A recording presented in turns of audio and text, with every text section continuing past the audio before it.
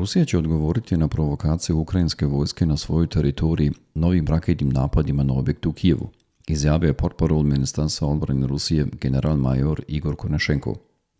Broj i razmere raketnih napada na objekte u Kijevu povećavat će se kao odgovor na bilo kakve napade ili diverzije Kijeva na ruskoj teritoriji, upozorio Konashenkov.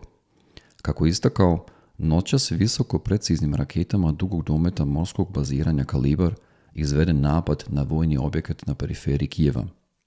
Prilikom napada na žuljansku fabriku za mašinogradnju Vizar uništeni su proizvodni pogoni radionice za remont protivavionskih raketnih sistema dugog i srednjeg dometa, kao i protivbrodskih raketa, precizirao je general.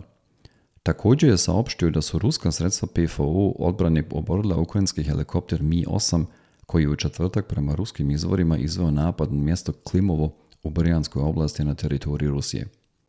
Ruska sredstva PFO su u području naseljnog mjesta Gorodnjaja u Černogovskoj oblasti protivavionskim raketnim sistemom S-400 oborili ukrajinski helikopter Mi-8 prilikom vraćanja u vojnu bazu, koji je 14. aprila izveo napad na stanovnike mjesta Klimovo u Brjanskoj oblasti, rekao je Konashenkov. Piše Srbija danas.rs